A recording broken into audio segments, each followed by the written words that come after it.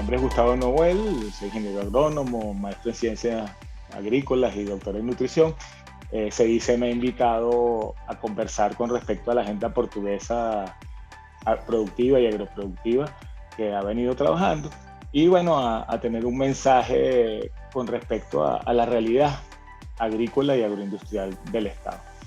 Si bien soy un asiduo presente dentro del Estado, conozco de la amplísima experiencia productiva que se tiene en el Estado portugués, la amplia traducción agrícola que lo ha hecho llamarse el granero de Venezuela, y el granero de Venezuela que se ha venido construyendo desde los años 60 con una infraestructura tremenda para la parte productiva, agrícola y agroindustrial, que bueno, que ha venido siendo sometida a todos los vaivenes de las situaciones económicas, sociales, culturales y políticas del país.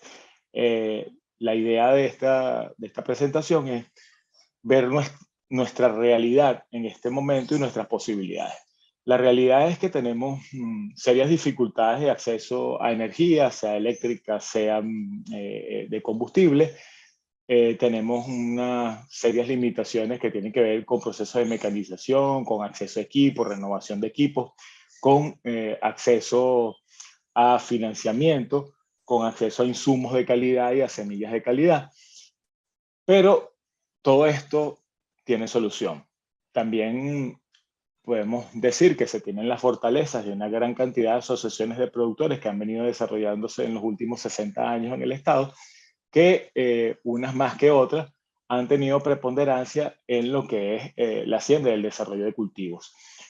Entre estas, pues, la tradición del Estado ha sido cerealera, donde el arroz y el maíz han tenido una preponderancia muy grande, así también como la caña de azúcar, ya como cultivo extensivo. Por otra parte, los granos leguminosos han sustituido al ajonjolí, al girasol, que eran muy grandes o muy fuertes dentro del Estado. Ha habido un crecimiento significativo de la producción de soya, un incremento significativo en la producción de frijol mungo o mung bean, como es conocido, en los bajos fondos como frijol chino, que por razones de mercado, por razones de exportación, han incrementado. Por razones de mercado, la soya, porque el acceso a la soya a nivel internacional ha subido mucho el precio, y por acceso a las exportaciones, el caso del frijol mungo. Esto ha generado oportunidades, ha generado confianza en algunos grupos de producción a arriesgarse a sembrar. Claro, sometidos a las inclemencias del clima, a las variaciones del niño y de la niña desde el punto de vista climatológico, pero que al final pues dan un balance positivo y que ha permitido que muchas personas sigan dentro del proceso. También ha habido una evolución importante en el caso del maíz. Hemos pasado de niveles de producción de 5 o 6 mil kilos por hectárea a personas que ya están produciendo 10 mil kilos por hectárea y que están aspirando como meta a eso. Pero bueno, necesitamos también una evolución desde el punto de vista técnico, educativo y de formación. Entonces ahí nos falta bastante. Como Estado nos falta mejorar el manejo del suelo, mejorar el drenaje, mejorar el acondicionamiento de los mismos, ir hacia una agricultura donde haya cero o mínima labranza, el usar insumos de calidad oportunamente, organizarnos para tener sistemas de mecanización optimizados donde la renovación de la flota de tractores ha sido bien difícil, no hay financiamiento. Eso no significa que no se pueda, sí se puede. Justamente a nivel organizacional se puede tener acceso a financiamiento relativamente limitado a nivel nacional, pero con puertas que pueden ser bien importantes a nivel internacional. Pero como no estamos solos en el mundo, estamos justamente en Venezuela con una tremenda oportunidad. La situación de la pandemia generó una subida de fletes tremenda y una subida de fertilizantes tremenda en el año 2021. Esto generó incremento en los precios de los commodities, tanto trigo, arroz, maíz, soya, muy grande. Esto hace que tengamos unas posibilidades reales en el país de producir hecho en Venezuela, de ser más competitivos, de tener acceso a financiamiento y a producción nacional.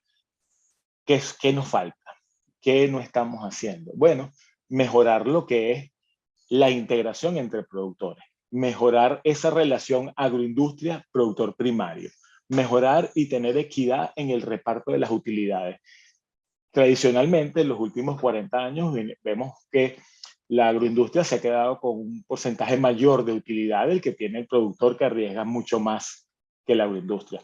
Deben generarse o los mecanismos comerciales y de mercado que nos permitan una renta justa para el agricultor y una renta justa para el agroindustrial, pero al mismo tiempo que, como existía hace más de 23 años, la posibilidad de que la agroindustria financie la siembra y que no asuma todo el riesgo el productor, porque el productor viene asumiendo todo el riesgo de una mala semilla, el riesgo de un mal herbicida, el riesgo de un mal biocida, insecticida, fungicida, el riesgo de una mala semilla, pero la agroindustria simple y llanamente compro, y cuando vemos los precios, a pesar de que este año pasado se ajustó bastante cerca a los precios de mercado, siempre hay un diferencial importante con respecto al precio internacional, y para nadie es un secreto que importamos casi el 80% de lo que nos comemos. Entonces, ¿cómo va a ser posible que, teniendo una economía dolarizada, nosotros no podamos vender a precio internacional a puerta de finca? Por lo menos debería ser el básico que nosotros mantengamos, y que no existan manipulaciones del mercado para obligar al productor a vender más barato. También es importante, desde el punto de vista del productor, que nosotros entreguemos un producto adecuadamente acondicionado, cosechado en el tiempo oportuno y ajustado a una realidad agroindustrial, a una necesidad agroindustrial. Que debemos organizarnos mejor, que debemos tener más soporte técnico, que debemos evolucionar y desaprender muchas cosas. Sí, lo creo.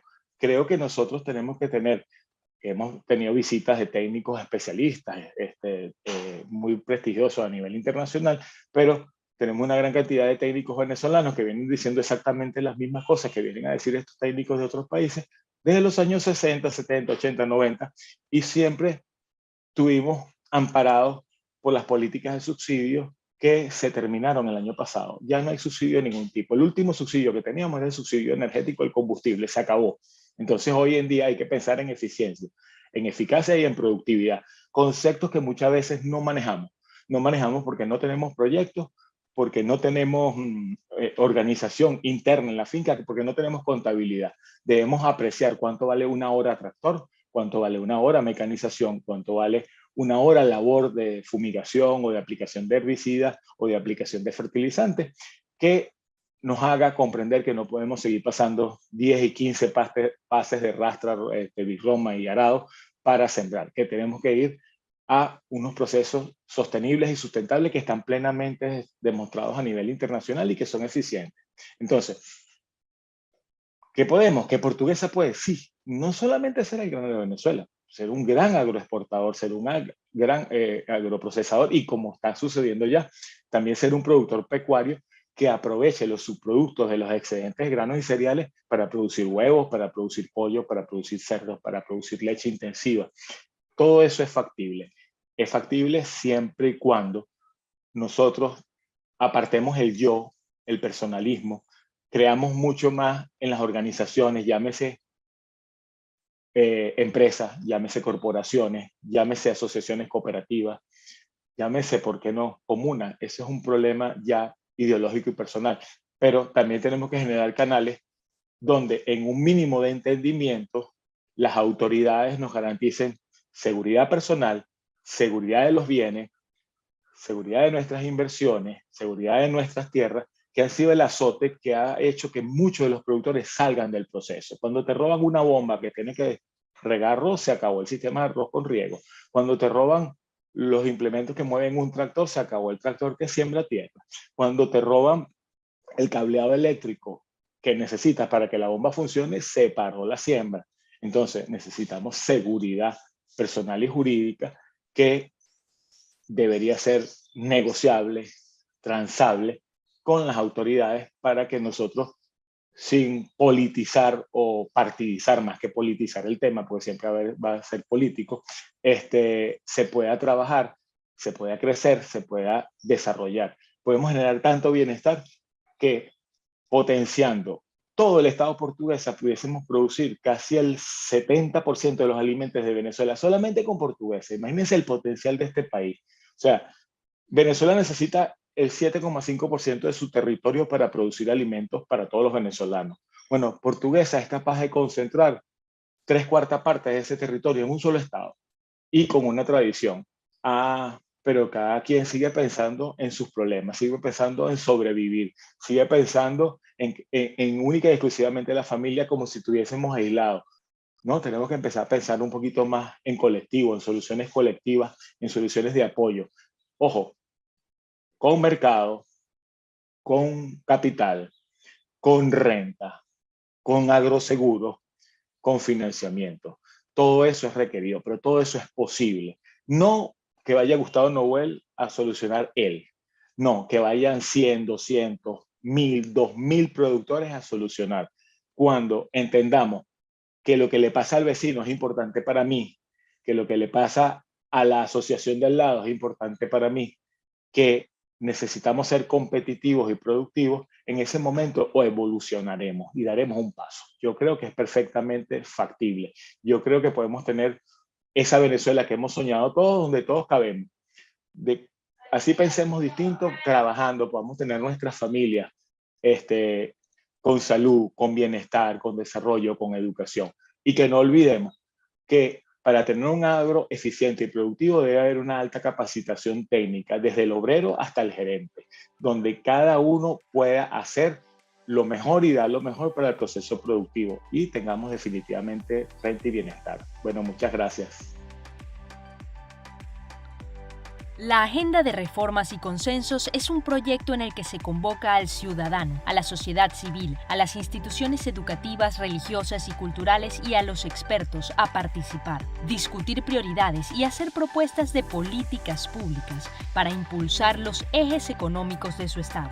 El intercambio resulta en un informe que puede ser encontrado en el portal web de CEDICE Libertad.